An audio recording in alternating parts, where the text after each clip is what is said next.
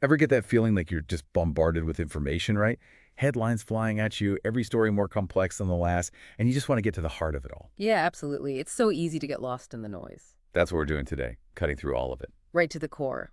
Today's deep dive, the 2016 Kalamazoo shootings. It's a case that honestly shook a lot of people because of how senseless it seemed. So we're going to break it down. The timeline, the victims, the perpetrator, the aftermath, the whole And thing. maybe, just maybe, we can find some, I don't know, some threads of understanding in all the chaos. Exactly. Threads of understanding. We're going to be leaning heavily on police reports, court documents, and news coverage from back then. So buckle up. Let's go back to February 20th, 2016, a seemingly ordinary Saturday in Kalamazoo, Michigan. Our story begins, believe it or not, at a gun shop. Okay, gun shop. Setting the scene. Yeah. Our perpetrator, and we'll get into more about him later, but his name is Jason Brian Dalton. Dalton goes to this gun shop with a friend of his. And, he's browsing around and he ends up buying a jacket. But not just any jacket, a jacket with concealed handgun pockets. Interesting detail. Specific choice. Right. And even at this early stage, there are these little inconsistencies. The store owner remembers Dalton being in, quote, good spirits. But his friend said he was a little more quiet than normal. So even before anything happens, there's this hint of something being off. Yeah, exactly. Now let's fast forward a few hours to around 4:21 p.m. A guy named Matt Mellon orders an Uber. And guess who his driver is? Dalton. Dalton, driving a silver Chevy Equinox. But this is no ordinary Uber ride. Yeah. According to Mellon, Dalton gets a phone call. And suddenly his driving becomes totally erratic, like talking, swerving into oncoming traffic, driving over the median, blowing through stop signs, even sideswiping another car. Oh, wow. Mellon is freaking out, begging Dalton to stop. And when they finally do stop at another stop sign, Mellon jumps out and calls 911. That's quick thinking. It was. And thank goodness he did, because he gave the police Dalton's description, the car, even the license plate number, which led to a billow alert, be on the lookout. Okay, so the police are aware. They are, but here's the messed up part. There were apparently other 911 calls about Dalton's driving before the shootings even began. But it seems like those initial warnings, they didn't lead to immediate action. That's definitely something we need to unpack later, this gap between the initial warnings and the response. Absolutely. So after this crazy Uber ride, Dalton goes back home. It's about 4:34 p.m. Less than an hour later, he calls his wife and asks for the keys to their Chevy HHR. They plan to meet up at his parents' place, which is about 10 miles away. Okay. But then, and this is where it gets really weird, at 5:45 p.m., before even meeting his wife, Dalton accepts another Uber request. What? He's still driving. He is. It's like, how do you go from that terrifying first ride to just casually accepting another fare? It's just bizarre. Yeah, it doesn't add up. Almost like he's trying to maintain a sense of normalcy, you know? Right. Like nothing's wrong. So he's supposed to pick up this passenger at an apartment complex in Richland Township. It's about 5:42 p.m. when the first shooting happens. Sure. At the apartment complex. Okay, so this is the first shooting. First one. A woman is shot 4 times outside her apartment. Okay. But she survives. Yeah. And the way she survives is incredible. She plays dead. Oh, my God. Yeah, imagine that, right? She's shot, she's down, and her instinct is to just stay still, pretend she's gone. And it works. Unbelievable. And there's more. According to her, the shooter, Dalton, drove up to her in his car. He had some kind of German Shepherd dog in the back seat. Okay. And he asks her, "Are you so-and-so?" Asking for someone by name. Sure. She says, "No, it's not her." And then? Then Dalton just turns his car around, comes back, and opens fire. Like 15 rounds. Yeah. 10 shell casings were recovered at the scene. Wow. Just like that. Yeah. It gets worse, though. There were 5 children nearby when this all went down. 5. Including the woman's own daughter. But because she played dead, because she had that incredible presence of mind, they were able to get away safely. That's heroic. I mean, to think so clearly under that kind of pressure and save those kids' lives, just wow. It's amazing, right? Truly heroic. Now, investigators think this first shooting was a case of mistaken identity. Seems like Dalton was supposed to pick up an Uber passenger at the complex, but the passenger had texted him a corrected address, a different location within the same area, but he never saw the text. She even tried calling him, but he didn't answer. So he was in the right general area, but at the wrong specific spot. Right. And about 20 minutes after the shooting, around 6:05 p.m., a witness sees an Equinox. We're talking Dalton's car driving erratically, like super aggressively, near the apartment complex. nearly causes a head-on collision. This witness later identifies Dalton as the driver when they see his picture on the news. So he's still in the area even after the shooting. Yeah. And get this, at that same time, 6:05 p.m., Dalton calls the Uber passenger and cancels the ride. Tells her he didn't get her text and that something came up. Something came up. Are you kidding me? I know, right? It's just chilling. Like, he can switch between these acts of violence and these mundane interactions. Okay. It doesn't stop there. Just a minute after the shooting, there's a hit and run about a mile away. A driver calls 911, says his car was hit by an Equinox that ran at a red light and then sped off.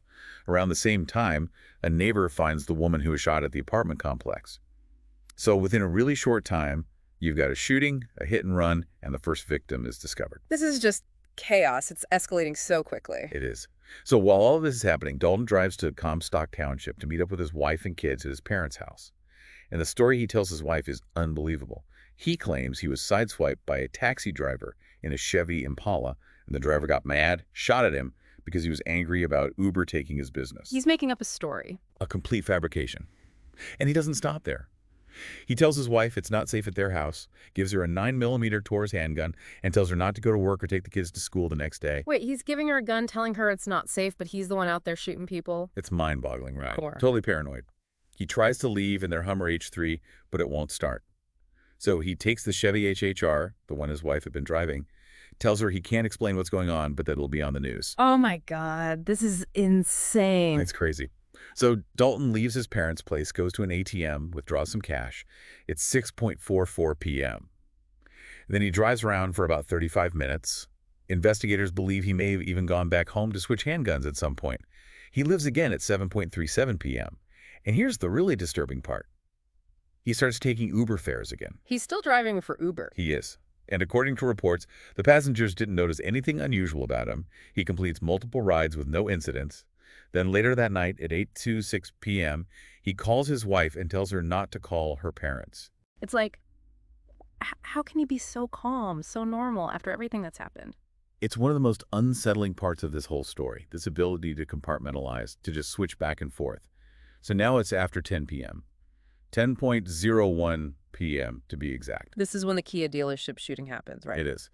Dalton pulls up to the Sealy Kia dealership in Kalamazoo. A witness sees him park his car, then approach her boyfriend and his father. It's about 10:05 p.m. Dalton asks them, "What are you looking at?" And then just like that, he opens fire. Oh, no. Shoots them both.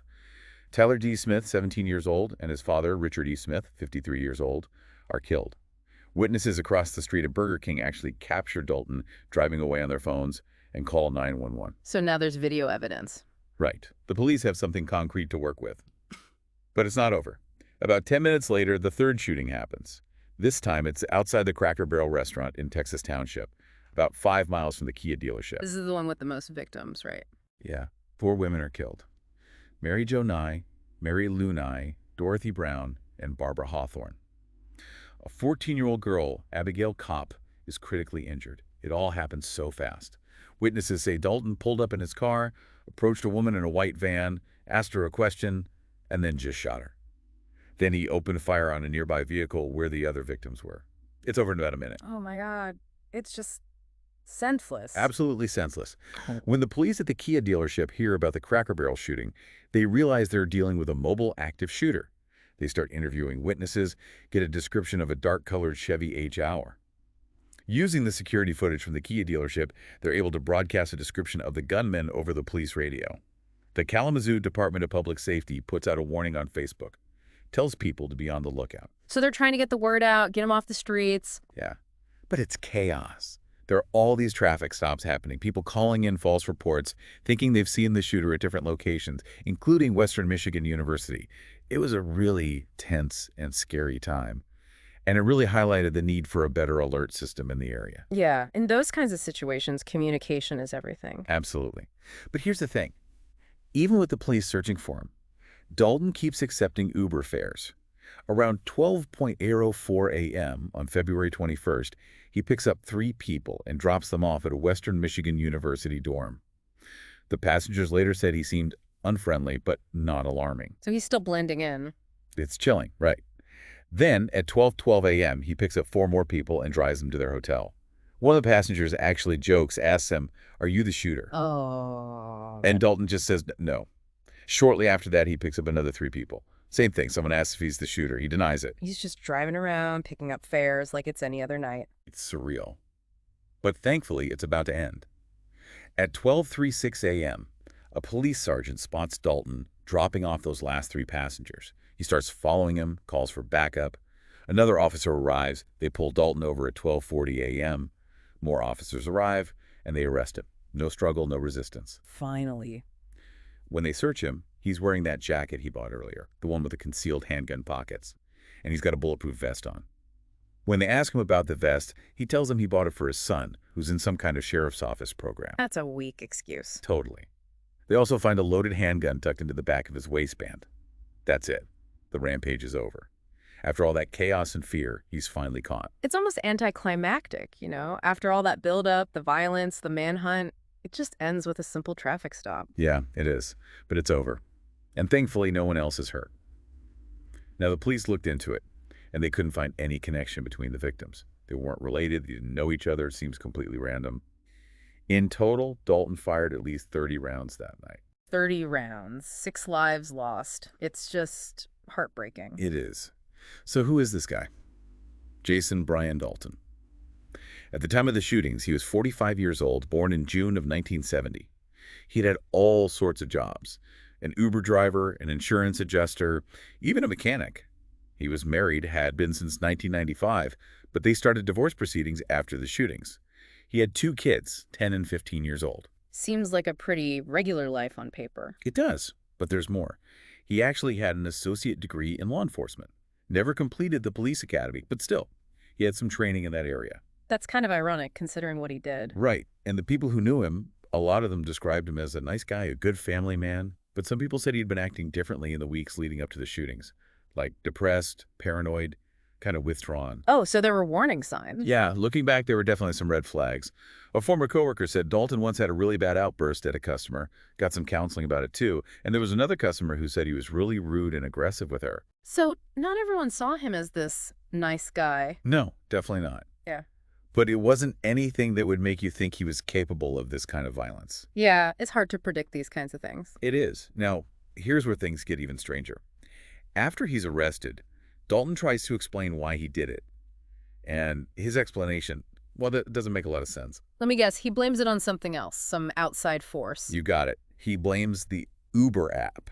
Says the app's symbol reminded him of the Order of the Eastern Star, and he claims that when he pressed it, this, evil app symbol that looked like the devil took over his body and made him do it. What? That's crazy. I know, right? It's completely bizarre. He later said he wasn't having these, delusions anymore, but it's still a really disturbing explanation.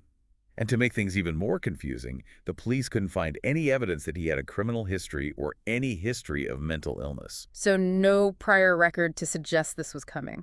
None at all. Now let's talk about the weapons. The police found a 9mm Walther P99 pistol with an extended magazine in his car. They believe he used that one in the last 2 shootings, at the Kia dealership and the Cracker Barrel.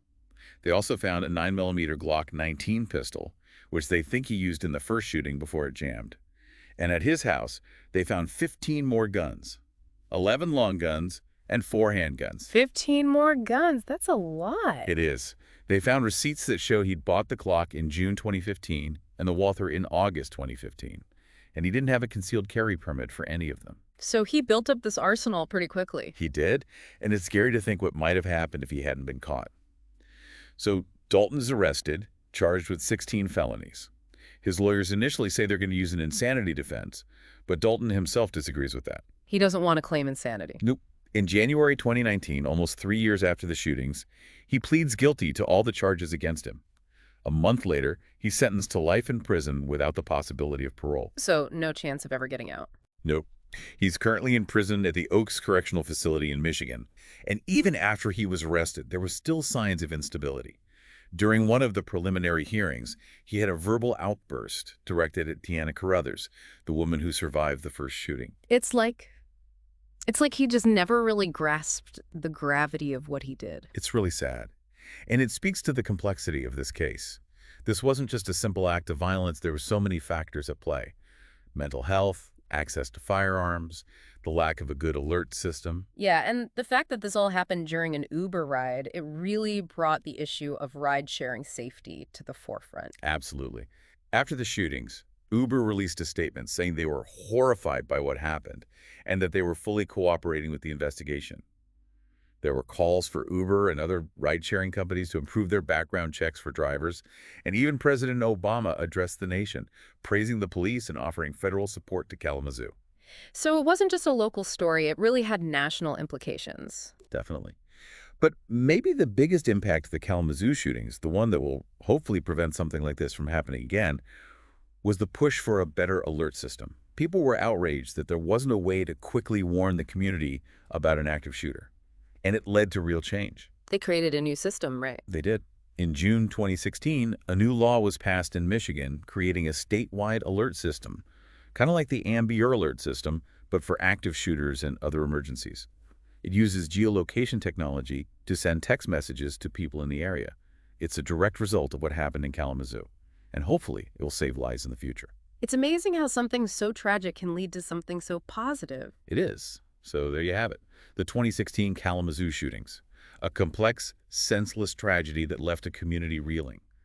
But amidst the grief and the anger, there was also a determination to learn from what happened, to make things better, to prevent this from happening again. And I think that's the most important takeaway here, that even in the darkest moments, there's always hope for change, for progress, for a safer future. Well said. And that brings us to the end of our deep dive. But we're not letting you off the hook that easily. We want to hear from you. What are your thoughts on the role of technology in situations like this? What about mental health awareness and access to firearms? These are complex issues, and we need to keep talking about them. So let's continue the conversation in the comments. Absolutely. Let's keep digging, keep learning, and keep working towards a future where tragedies like this become a thing of the past. We'll see you in the next deep dive. Until then.